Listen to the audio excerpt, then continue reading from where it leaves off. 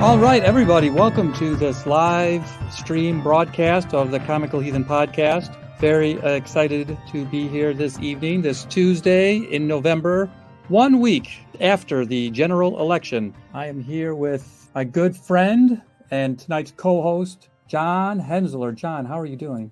I'm amazing. I'm excited to talk about the elections, what happened, and catch up with you a little bit. So this live stream is being called a Q&A. John and I have spent the past couple of days searching the social media stratosphere, looking for questions and topics, asking our followers if they had anything they wanted us to talk about. John is in charge, more or less, of the agenda of questions and topics. This is inspired by the Comical Heathen live show has a Q&A portion where I ask the audience for questions about religion, satire, comedy, or whatever.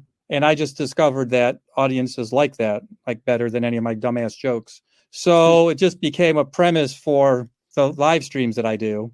And John has actually hosted the Comical Heathen live show on occasion. So thank you for doing that, John. I was thinking about you, John, and the live show because I've done the live show a few times, but it got really slowed down during the pandemic. And I don't think I've done it in Cleveland in a while, like my almost hometown of Cleveland. Yeah. So maybe we should make that happen. 78th Street Studios, I think, was the last time I remember doing it with you. And that was, like you said, pre-COVID. So, yep, that's the only place in Cleveland properly. I've done it a couple times out here near Painesville, and I've done it on the road, but I haven't done it in Cleveland in a couple of years, actually. So maybe that's on the horizon, my New Year's resolution. So anyway, today's show, besides me and John dicking around, we're going to have some other guests. At the half-hour mark, we're bringing on headliner and local comedy legend Madman Marv Connor. And if you follow Marv on social media, he's always posting about politics and getting into it with people. And as a comedian, he does satire and political stuff too. So I thought he'd be a fun guy to have on. And in a little bit, John, I'm also going to have on a very good friend of mine, political consultant and president of the Lake County Young Democrats, Dan Crowder. But before we get to any guests, John, how about to have some you and me time? So how are you doing, John? Cool. I'm doing amazing, actually. I just, my fiance and I just got two cats, two new cats. We were only really planning on getting one, but that goes. So it's fun. That's always a good time introducing them to the other cats and getting to know them. So that's kind of where most of my time is being spent now. And for those of you who are paying close attention, John did just slip into referring to his partner as his fiance. So yes, they are somewhat recently engaged. If you didn't know, congratulations, John. Yeah, or condolences, whichever is more appropriate in your case. Yeah, it depends on the day, I guess. John, what is if the theme of today's Q&A is the election 1 week on, what's one thing, get us rolling, what's one thing that's on your mind from the election that you want to make sure you get to say? I think really the most interesting thing is really the mandate, I think, that the people set both through the ballot box and through exit polling. Because I think clearly if you watched it and saw the results of a lot of the Trump candidates, they didn't fare very well, especially if you look at establishment Republicans like John Sununu in New Hampshire and Kemp in Georgia winning their gubernatorial races pretty handily. And then on the down ballots, either they're going to a runoff or they lost to a Democrat. So I think definitely that's one message being sent, that Trump candidates maybe aren't as strong as people thought. But exit polls show that Joe Biden's not very popular either, and that a lot of people, a majority of the country, doesn't want to see him as a president in the next 4 years, and that includes a lot of Democrats. So I think some strong messages have definitely been sent in his midterms, and I think the turnout really was the biggest one. I think one thing I'll say about the Biden approval ratings, and I've heard a couple other people say what I'm going to say, and it just makes sense to me, but I'm an academic, I can't take credit for other people's thoughts. It's just that, yes, it's the low 40s. And yes, I'm sure, and other Democrats would like it to be higher. But don't you get the feeling that people who hate Trump. And for whatever reason, people who hated Obama hate Obama. But people are just like, meh, Biden. It's like, except for the hardcore righties. But I mean the centrists and people in America. Doesn't it seem like a low affection dislike, not that virulent, passionate dislike that Obama and Trump generated? I feel like it's almost...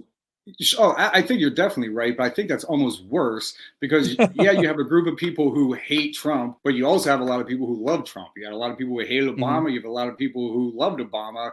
I think on both sides, most people with Biden are just kind of meh. And I don't think that bodes very well for him in 2 years when people were going. And I mean, Republicans didn't do very well this time, but don't count them out in 2 more years either. And I think the Democrats do a lot better if they have a younger, more charismatic candidate against Trump or DeSantis, whoever it may be, than if they just run Biden again, who is kind of just meh. I mean, it's all hypothetical, but there was a feeling that Biden was the only one who could have beaten Trump. But that was 2 years ago. Says. Well, he says, he's the only one who did. Well, of course, that's what he says. But the idea, maybe because he's like an old grandfatherly figure, he's less threatening to white moderates in certain suburbs. I guess, and I think that young probably people that works. you and I might be excited about might scare white people in suburban settings.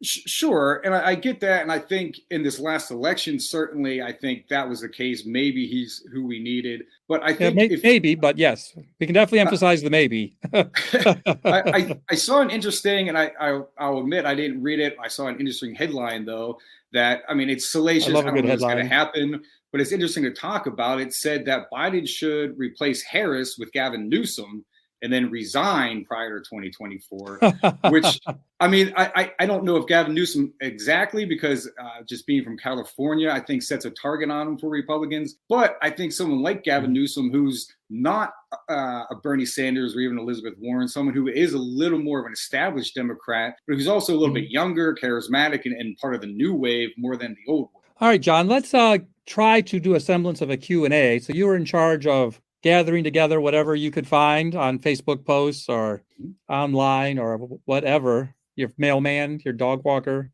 your cat walker, your fiance. Yeah, what's a good question you want to start with? I think one right at the top that might be good. Some people were commenting on Facebook about the Arizona elections and why it's taking so long for them to count the votes. And they were kind of noting how that kind of leads to this whole people not trusting the vote count. And so I think that's a good one, because I think a lot of the distrust from the vote counts comes from people taking things that are very normal about the vote counts and making them seem like they're abnormal. Like, they're trying to paint it as, well, they should be done by midnight on election night, which is never the case. There's always these counting that's going on. But so maybe you can kind of give some clarity as to why exactly in Arizona and these other places it's taking so long to count. Well, I'm sitting here in Painesville, Ohio, the town that sounds like what it means. So I'm not on the ground in any of these places. And we do have a bona fide political consultant coming on in a few minutes. But anytime an election is close, John, do a song and dance number while I'm coughing. Hello, my baby. Hello, my darling. No, stop. I can't afford the royalties on that. Just anytime an election is close, first of all, both candidates have a right to request a recount. And also, anytime an election is close, the absentee ballots and overseas ballots become decisive or could be decisive. So they have to count every vote. So if you believe in a democracy where they count every vote, then you have to also wrap your arms around the idea that sometimes it takes more than 5 minutes to count every vote. Now, different states, because state boards of elections set the rules, have different rules about runoffs and close elections and when to do recounts. And I think that also adds just to the chaos, because a person could sit in Ohio where we do, I believe, plurality voting, which is just whoever gets the most wins, end of story. And he'd be looking at Georgia or somewhere where they do a runoff and be like this dissonance because it's two different processes are happening. Right. And then there's Alaska, 50 different different Alaska does ranked choice voting, which is a whole different, and that takes and I mean, if you look at Maricopa County, and this was kind of my answer to the person who asked it, was, I mean, that's one of the largest voting districts in the United States, and their point was, well, so is LA County and New York and Harrison County in Texas, and my point was, they got their votes counted, but those races weren't as close. And I actually went and looked at the Los Angeles County race, and the sheriff's race and the mayoral race are still up for grabs because they are so close and they are still counting. So it's not that Los Angeles and New York, these other counties, have finished their countings. It's just their races weren't so close that they weren't able to call them election night or a day or so after. So that makes a huge difference too, I think. If you're in LA and maybe certain places, left or right, if a candidate is in a county that has such a large ratio of their party, then it won't take long to get to being so far ahead. Yeah, right. So, Exactly. whereas in some places where they're actual purple states or purple counties are just a highly contested race. Yeah, it's easier to call it when it's 54% to 46 than it is, 49 to 49 and a half. Well, in normal world, a person will eventually concede as well, if the night of or eventually. Yeah. Obviously, we're still waiting for the last loser to concede. And I was having brunch with a friend of mine 2 years ago, and he leans right, and he voted for Mr. T. Sorry, not the Mr. T, but T. Rump. He said he expected him to lose 2 years ago, and he was going on about like how Trump would make the greatest concession speech of all time because it'd like be all about him and it would be all blustery. And I thought, yeah, that would be fantastic. And then, at breakfast on election day 2 years ago, I said, but he's never going to concede. He can't admit to losing. So I wish Gaz had been right on that prediction, because I would have preferred to see his outrageous concession speech to what is currently happening on that front.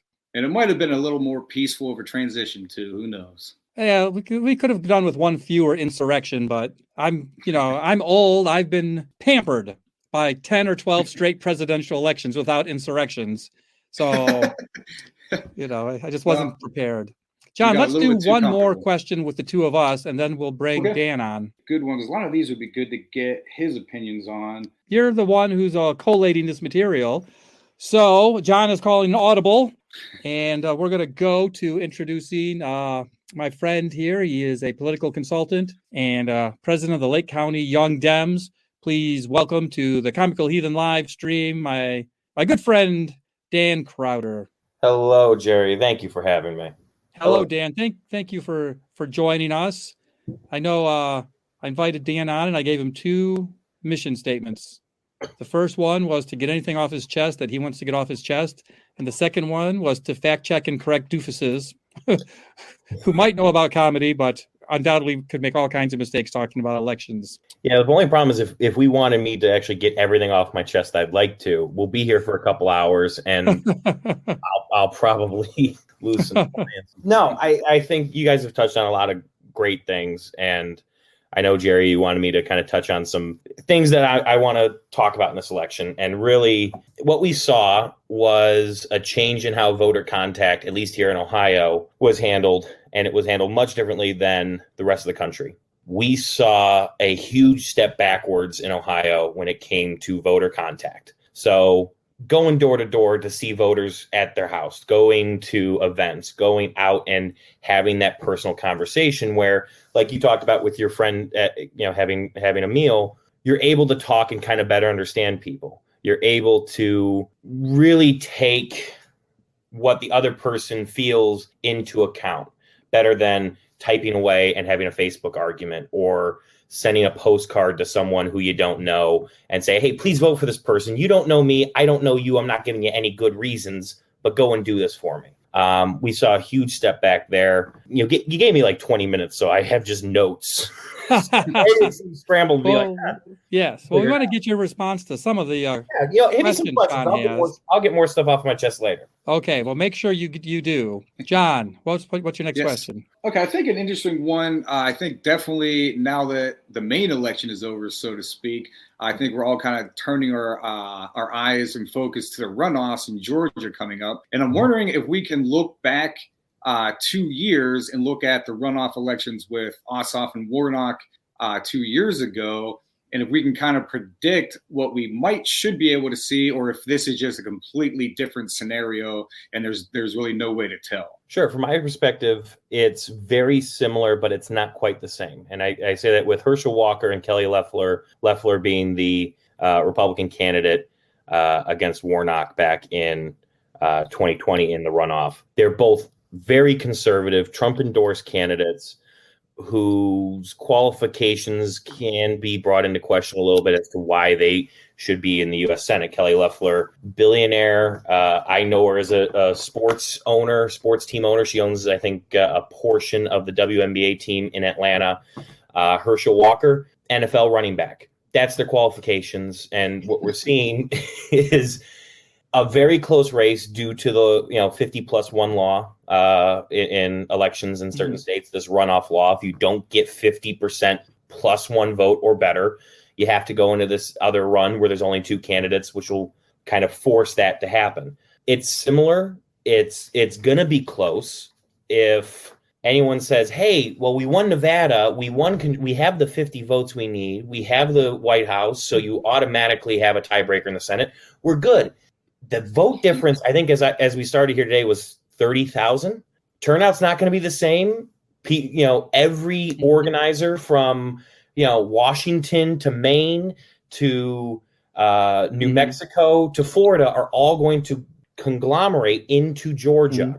It is the all-stars. That's what these runoffs are. It's the all-stars of organizing all in one room. It's going to be close, but you can use a lot of predictions. If you made me make a pick today, I'd take Warnock. I'd ask to get a half a point. Using the campaign in me, I'd ask to get a half a point here. Having a Senate where the Democrats have 51, I think is immensely different than the 50-50 split. Given the numbers we have, I mean, it might only seem like one, or in a way it goes from even to a spread of two, right? 49 to 51. Especially when you consider Manchin and Sinema. Yes, exactly. And then on top of that, this is going to be with a Republican-led House, and who knows what legislation comes out of that. So I would rather have batshit crazy legislation from the House have a 51-49 buffer zone than a 50-50 buffer zone. Well, and it was just confirmed not too long ago. Kevin McCarthy has held off his challenger. I think it was Andy Bevin. So he will be the next Speaker of the House. Not saying that everything he has promoted within his party is batshit crazy, but a lot of the things that he's allowed to happen certainly look that way. Well, I learned something the past 48 hours, and if I got this wrong or got the back end of the ass somehow, but I was trying to see how the so-called Freedom Caucus fared in this election cycle, because they lost some seats and they won some seats, so I didn't know what the net gains or losses were for them. And we can talk about that, but the thing that I learned is that the Freedom Caucus itself is like a secret society. A little bit. That they don't publicize or publish their members' names, only those who self-identify as members of the Freedom Caucus.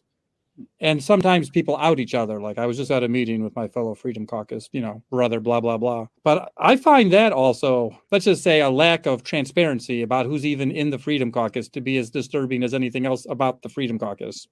And what are you ashamed of? If this is what your ideology is and what your politics is, what are you hiding from? Your voters, I guess. Yes. Hey, speaking of hiding from voters, Dan, how about you and I are here in Lake County, Ohio? When I moved here in 2008, I was told that Lake County was a bellwether county that could be used to predict elections. I don't think it's that anymore. So for context there, and I don't believe I have this stat wrong, Lake County, it matched up with the national results. The winner of Lake County also won the country, I want to say, since JFK, up until 2012 when Mitt Romney won by a very thin margin. Ultimately, I think he still lost the state, and everything of that 62-year cycle goes away. And from there, Trump wins handedly in 2016, so he does get that marker back, only to lose it in 2020, where he wins Lake County, but loses the presidency, as we well know. That bellwether change is really a demographic change. It's okay.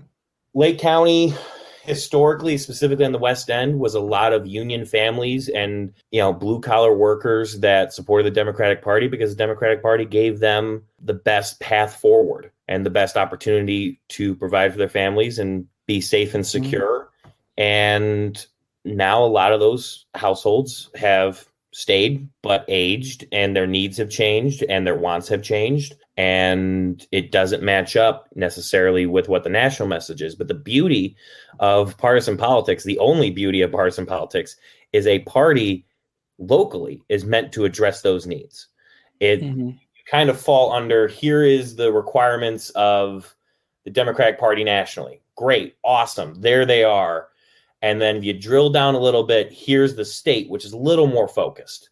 What's meant to be is right below that is 88 counties that all treat, 88 here in Ohio, other states are different, but that all focus on the issues that directly affect the people in their backyards. that's hopefully where we're going to go back to. It's a little difficult in today's world where, hey, someone has a disagreement with you. We have Jerry, you and I have a good friend that ran for state representative this year in Evan Rossborough, who, told me on election night that someone found out he was a Democrat and walked up to him. And I'm not going to say, you told me I could swear, but I'm not going to say what was said to him only because of how bad it was. Okay. And what was the guy's rationale was, you're a Democrat, so therefore I can say these things to you. I can threaten you. I can get in your face. I can say all these negative things about you. If the guy took 15 seconds to listen to Evan, he'd realize that everything he's proposed, everything he's talked about would benefit this guy's life. I don't know him personally. I just know what was being taught. We need to get that conversation being able to be had without the yelling and screaming and fighting. So I went and worked a poll for a couple hours for Evan, and I was standing there holding a sign, and it was during one of the off hours, like 10 a.m. So not much was happening. And there was one dude for the Republican Party there as well. We had to stand 100 feet away, and I had my sign, and he had whatever the hell he was doing. And I do want to say he and I had a perfectly congenial, gentlemanly conversation without raising voices, swearing, or accusing each other of eating babies, or the word libtard was not used even one time during the whole conversation. So it is at least possible. Now, I wasn't a candidate. Also, I wasn't with the right asshole.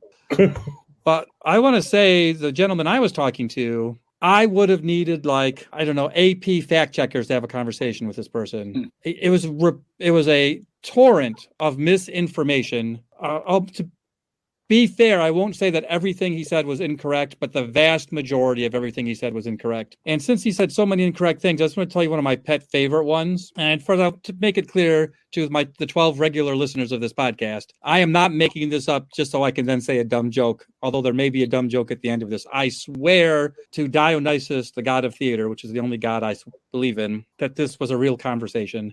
And the person, we're talking about homelessness in Painesville, and then he brought up, according to him, as the Bible says, if you give a man a fish, he eats for a day. And those of you who know your Bible know, John, the Bible says no such thing. Again, if I had corrected everything he said, all I would have been doing was correcting. I probably would have been called nasty names. So I just turned it into like, yeah, but you're still supposed to feed the guy, right? Like, you're not supposed to not give him a fish and let him die of starvation. You're actually supposed to feed him. And then... That's more the biblical message if you read the Bible. Yeah. Feed the poor, not chastise them. And so I was went home and fact-checked myself because I don't think that's in the Bible. And so I don't know if John or Dan, have you come across... I did a little bit of research where this expression, the actual quote, comes from. Where it comes from? Oh, I have no clue. I know it's not from the Bible, but no, I just put a scroll on the bottom of the live stream that is for quoteinvestigator.com. And in 2016, they wrote an article about this. And in the 1800s, there was a writer called Anne Isabel Thackeray Ritchie. Oh, her? Who wrote a novel. And in that novel, there was a character who said this. And that is the first known use of this quote. A novel from the 1800s. Bit after the Bible. Yes. A little after the Bible. A little after the Bible. And the phrase caught on just for historical reasons after how the book was published, because they used to publish novels in chapters in magazines. And so it just made it kind of like a pop culture thing when it came out, 15 Minutes of Fame. But the quote stuck. And I think arguing with a lot of Republicans online in real life, I think they like to use a lot of truisms like that. Like that's not wrong. Like it is better to teach them how to do something so they can survive on their own versus just giving them something. It's not bad advice, but to use it as the way that they do as a way to shut down, hey, we need certain social programs so that people have time to go fishing. Right. So that, so that people actually have the capability to go learn how to fish. It literally means the opposite of what they're saying that it means. Because what it's about is preventative charity. It's about getting ahead of a crisis by setting up things such as fishing lessons and job hunting skills and places where people can eat before they're homeless or dying of starvation. And maybe a babysitter so you can learn and go learn. But it reminds me of another biblical expression, John. Perhaps you've heard it if you if you give a man a vote, he'll vote for one day. But if you take away his vote, the odds are you're a Republican. That's in the Bible, by the way, in case you didn't know that. So Jerry 315. Yeah, absolutely. Oh, go ahead, John. Well, I was going to see if I can throw out another question real quick, or if you were wrapping up, or. Well, we have one more guest to bring on, so let's bring in this one more guest, and then have your question ready to go. That works. All right, we're going to have our special guest coming in at the half-hour mark. Akron-based, two-time history teacher, one-time professional comedian. Welcome to the stream, Mad Marv Connor. Thank you. With my hippie background, I got it all going on here. Hell yes. Liberal. I'm not. How liberal are you? Well, not enough. Yes, no. Think of Bernie Sanders, and I'm a little left of that. That will give you some darings. I mean, look at my haircut. I told my barber, give me the sexy lesbian. You're doing quotes. I was watching Morning Joe, and it said they asked Pat Buchanan about why when Kennedy stole Illinois, why didn't the Republicans complain? He goes, because we stole Kentucky. See, we need that kind of moderation back in politics. We need Dan, sorry, Dan, this is Marv. Marv, this is Dan. Marv, Hi, Dan. You're a two-time history professor. What do you think is the historical significance of the 2022 elections? Marv? Oh, me? Okay, I thought you were. I did say Dan's name in there. You did. I am not a history professor. I want to make that clear. I never. Well, the big thing is, everyone expected Republicans to do so well, and we're all shocked that they didn't. I think what it means is this new generation of, from what I'm seeing, I don't know, have the data that says more young people voted, but it looks like Gen Z came out, got off their ass, and came out and made a difference in the election because they wanted to keep democracy. Because we were all telling them democracy is at stake, and from what we can tell, it was, because they were saying we're not going to let Democrats win any more elections if you win in this state or that state. So they came out and they made a big difference. And I think what that means is our politics is going to be more vibrant, more alive, and people will probably get closer to what they actually want politicians to do if they get involved. That's what I'm hoping to see. And some of these close elections in purple states, or even things that might have gone Republican in another year, I think choice was on people's minds. Exit polling showed that was one of the top 2 or 3 top issues on voters' minds. Dan, do you have any statistics about either of these demographics or other voter trends we should be aware of?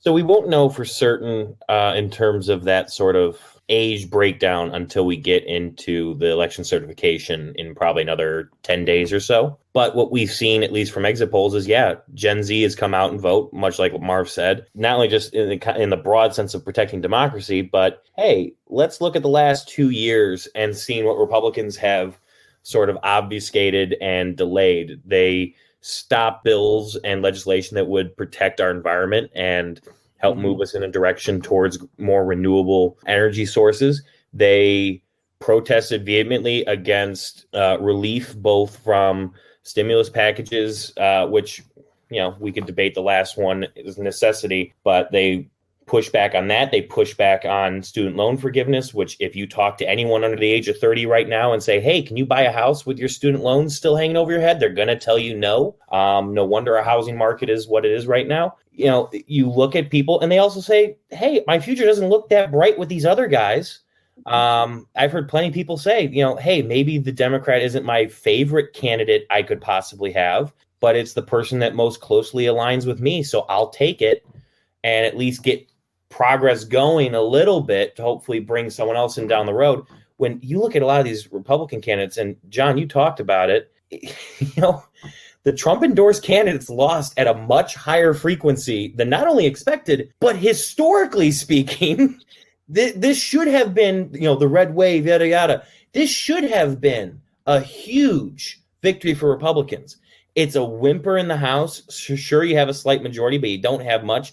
Gen Z pretty much said, hey, we're going to get you there, because that's really a popular vote is what the House comes down to. And let's look at his Senate races. He won J.D. Vance. Good for you. You sent the worst guy you could to the Senate, Donald Trump. Have fun listening to all the stories about Meemaw and how much he hates poor people. Good for you. You can tell I really hate J.D.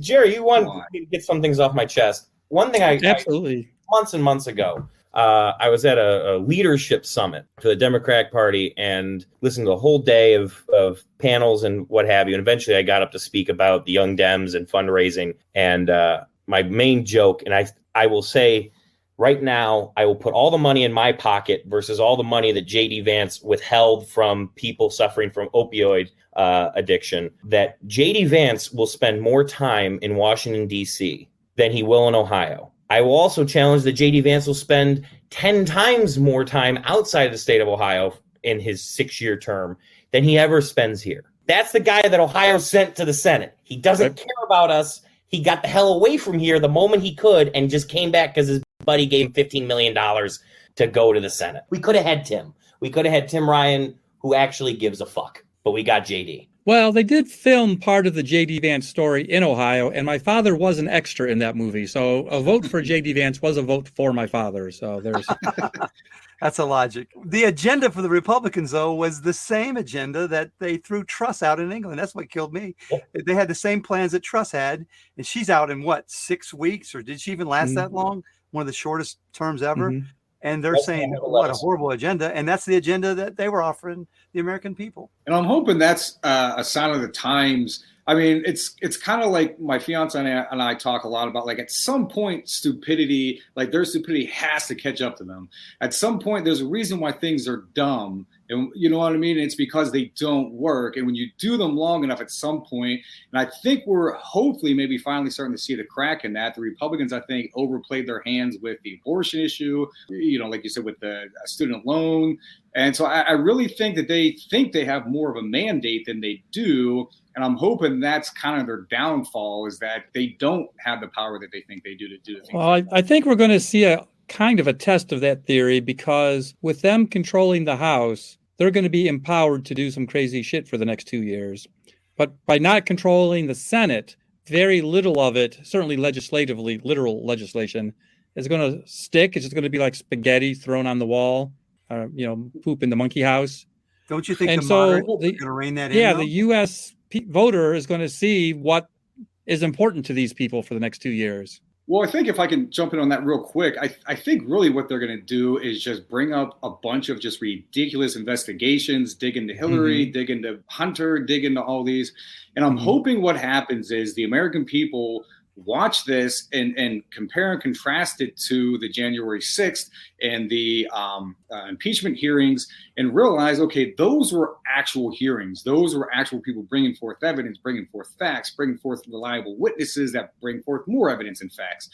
Instead of, I can't even imagine the actual kangaroo court that's going to be in the Congress over the next 2 years.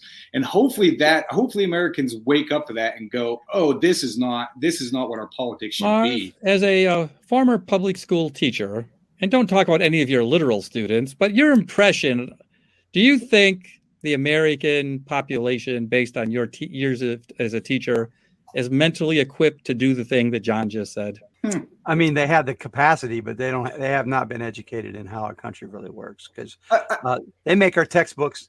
Texas makes the textbooks, and they make them to be the most boring, dumb things you've ever read. And they do it on purpose. If you don't have a good teacher that can fill in the gaps and do things, then you're going to be completely lost, because they don't want any issues coming up in history class. They don't want any feathers ruffled. If you look at an American history textbook, you're going to go, wow, that is not good. And that's just the way it is. Yeah, I 100% agree. And I see the point you're making. But I also think there's a lot of people. I'm not expecting anybody who voted for J.D. Vance to watch this and go, oh, duh. But I think a lot of people who would have voted for, or maybe who did vote for Mike DeWine, but didn't vote for J.D. Vance. Like my dad, for example, lives in Pennsylvania. He voted for Trump the first time, didn't vote for Trump the second time. At least that's the reading I got from him. And I think really the January 6th, after Trump lost, I think that really woke him up to see, okay, this isn't the Republican Party I thought it was. I don't think he's ever going to vote for a Democrat again. But I think hopefully that will maybe ward him off the far right wing party. Dan, here's another voter trend statistic question for you. And then, John, you get ready with one of your questions after this. So Be ready, Freddie. I have read that young voters, the majority, maybe, I don't know an exact number, more than half the time, the first time they vote for the same party their parents vote for. Mm. Have you come across I've anything not that would support or refute that? I have not seen stats on that. However, in a past life, I was the election technology specialist for the Board of Elections here in Lake County. I checked a lot of people in to vote. I could tell right away because of how our system shows if it was their first time voting. Mm-hmm. There is some truth to that. I think, though, there is also a question of when they vote for the first time, right? If they're voting for the first time and they're still in the house, there's a chance that they're going to the polling location with their parent. There's a chance that they might not have researched the voters that much or the candidates that much. And they're kind of going off of what their parent had told them because that's, a role model and a trusted figure in people's lives. But if you see someone go to a college or a school away or, move out for a job somewhere else in the country, they're likely to change their party affiliation because, hey, mom and dad aren't going to know if I vote for the Democrat.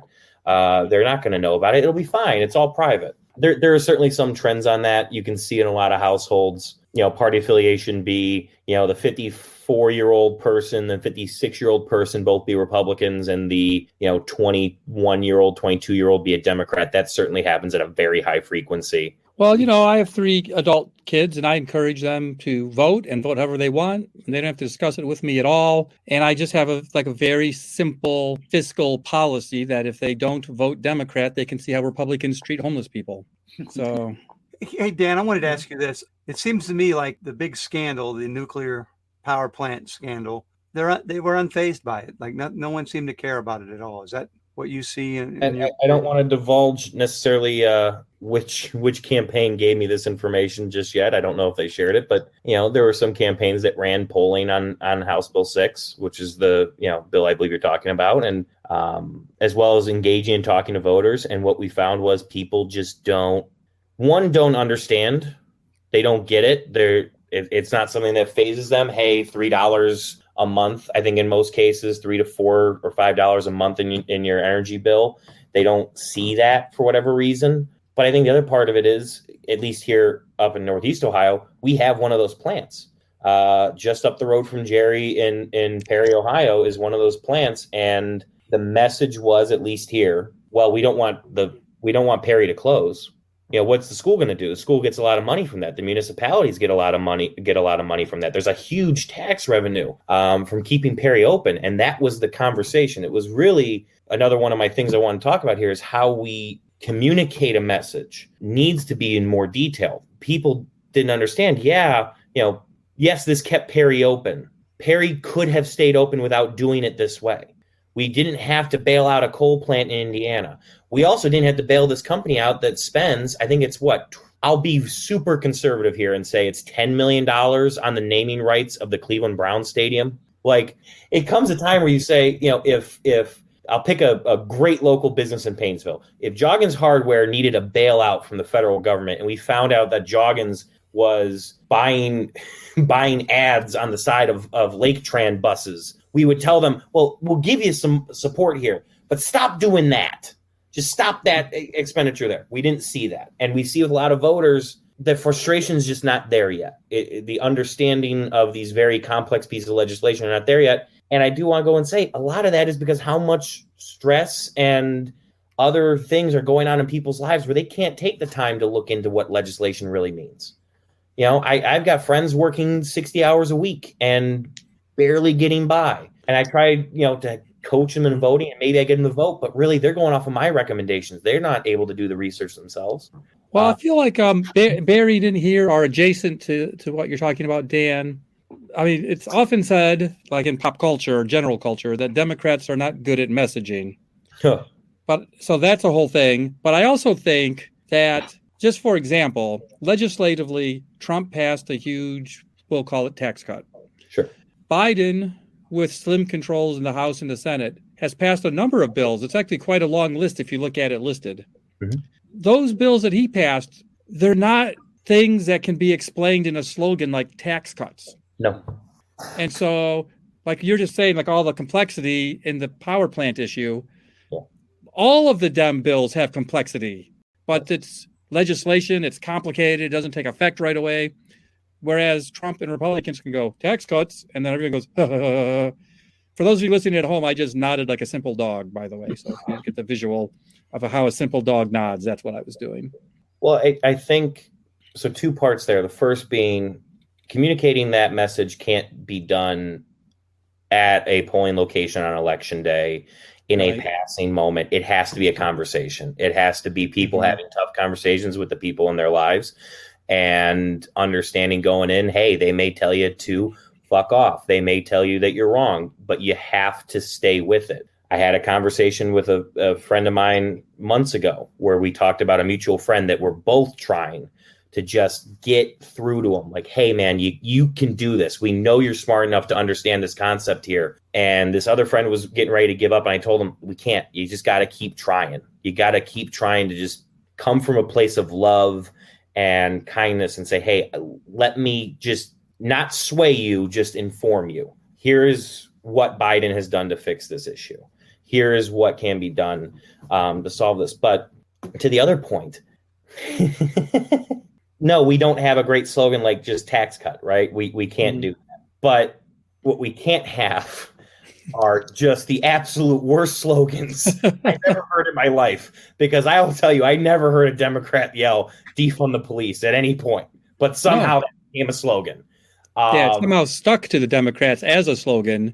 Yeah. Yay, though I've never heard a Democrat candidate for any significant office have it as a campaign slogan or platform. I have seen candidates that do it. Normally they lose 80 to 20. Okay. Primary, and they never see the light of day. Is really what becomes of them. And sorry, Jerry, but I forgot your other point that you had made, and it was very good. And I wanted to talk about it. I blame it on the lack of caffeine. Hey, well, let's turn all the caffeine over to John. There we go. 22 minutes ago, I told John to prepare his next question. Well, I haven't had any caffeine, so I think the 2 I'm going to roll into 1 because we talked about the Trump effect a little bit with more establishment Republicans faring better than Trump Republicans. I want to turn that now to the 2024 election, and I think Trump got a very loud message that the party doesn't want him.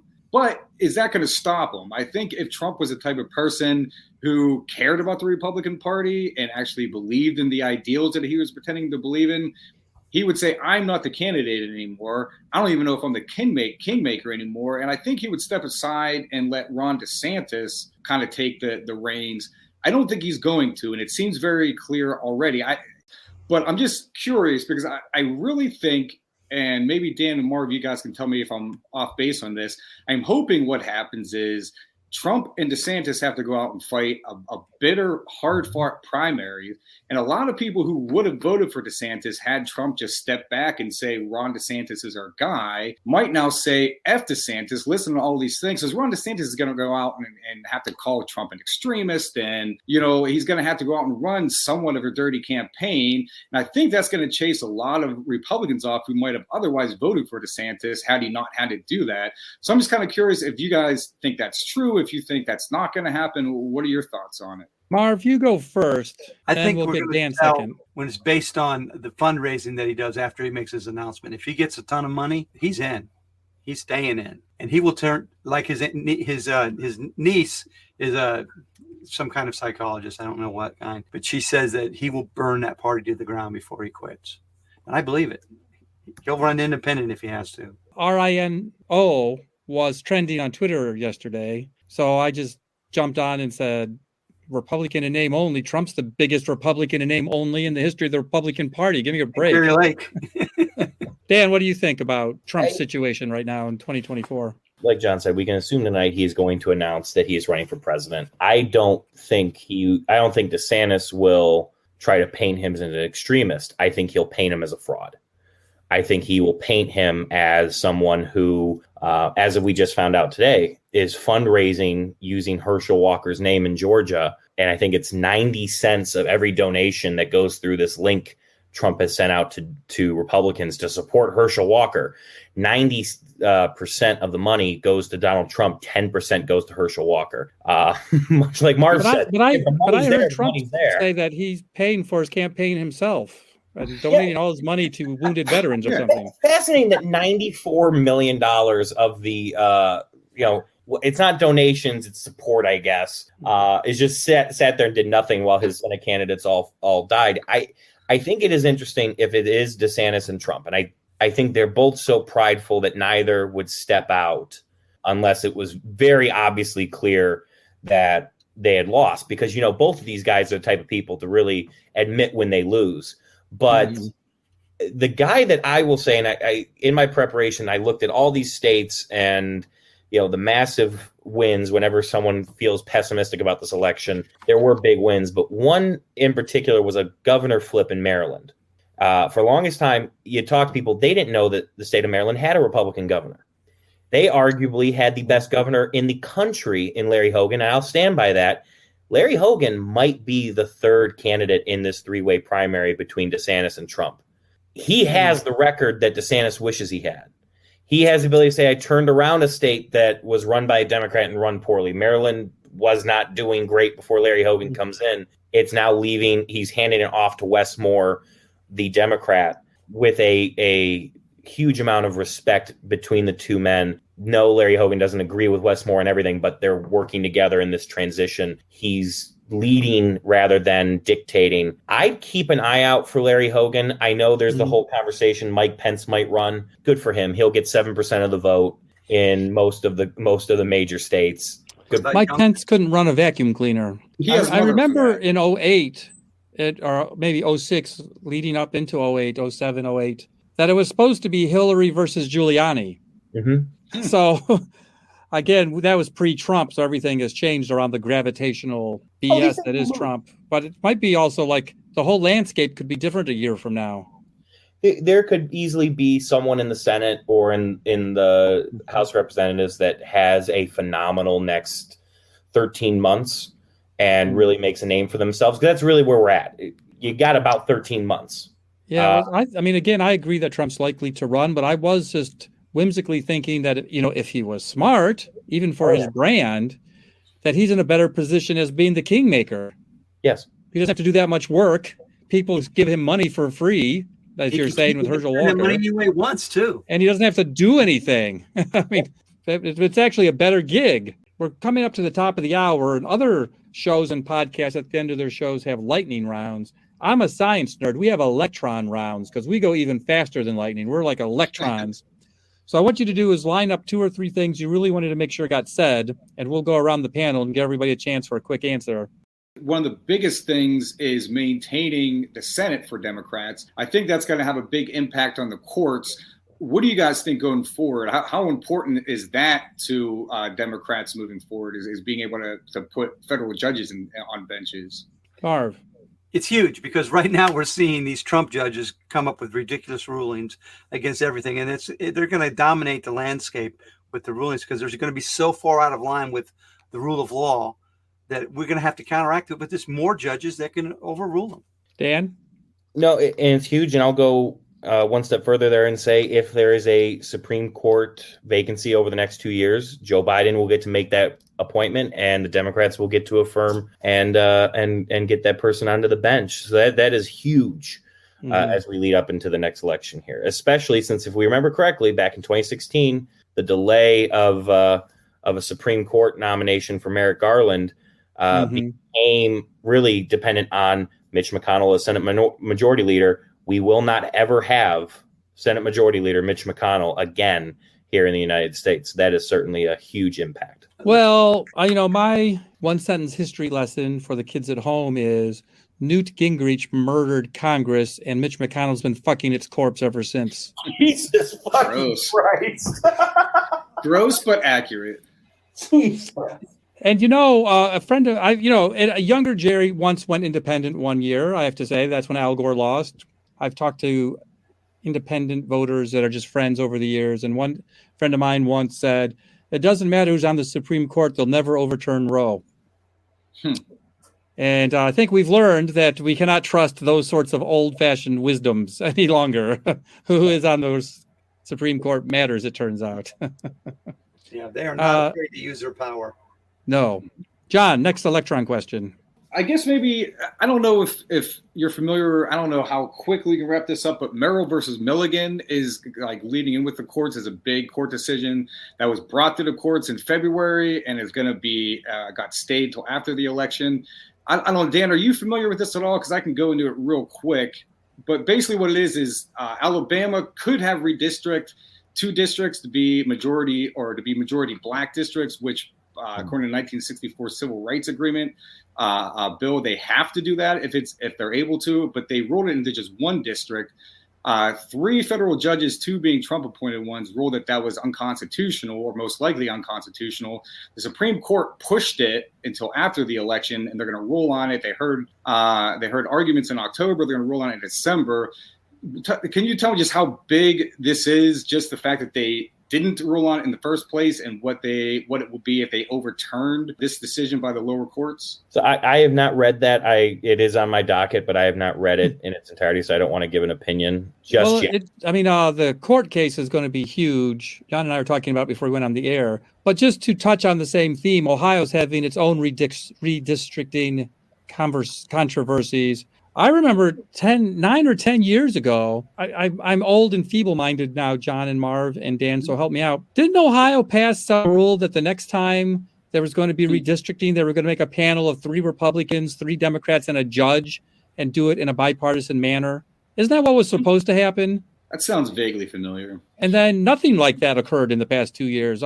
So what the fuck is going on with Ohio redistricting? Maureen O'Connor tried to enforce it, and they shut her down. I've never been a huge fan of her rulings or anything, but she tried to do the right thing for Ohio, and they have the power, and they're using it. Well, my fear really is, when you look at authoritarian takeovers of countries, the thing they try to do is delegitimize the courts. Pack them with loyalists, and then once they have enough loyalists in, they just pass laws and then don't challenge them. I think this is what we're kind of seeing. There was an issue on the most recent Ohio ballot that took bail reform kind of off the table, kind of took the courts out of that and made it all about legislation. So that really, to me, is what happens when authoritarians take over, is they render the courts useless. Dan, what do you think about the redistricting FUBAR in Ohio right now? Well, and it's not even just Ohio that does this, and I do want to play the middle as much as I can. We see this in all states. We saw it in Illinois that did the opposite of Ohio, right? Ohio kept proposing Republican heavy maps that were not proportional to the vote from the 2018 or 2020 elections. We saw the same in Illinois. We saw the same in New York. Frankly, these are processes that should be handled by people who don't have a stake in the game. This is why a lot of countries call in when they're writing constitution, when they're writing very important legal documents, when they're going through these important processes, to have a mediator, to have professionals come in to try to lead the way. And Ohio tried, right? I want to give them credit. Ohio had independent map makers come in. The Republicans threw those maps out really quickly. I looked at them. They seemed pretty good to me. They seemed to follow all the rules. I don't know what the difficulty was there in understanding, but we certainly need a better path forward on redistricting.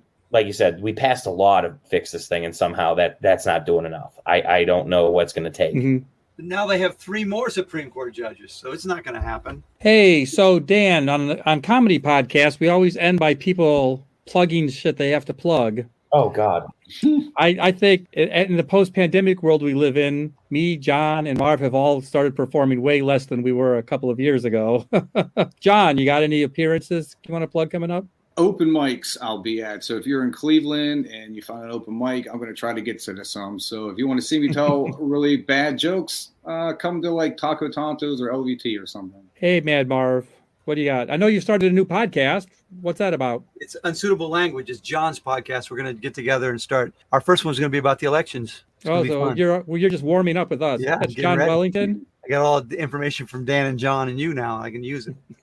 Is that with John Wellington? Yes, John Wellington. Yeah. Unsuitable Language. We're going to. I think we might be airing it Thursday, but I'm not positive. We have to do another meeting. So everybody watch out for Marv and John's new podcast. Dan, you got anything you want to plug?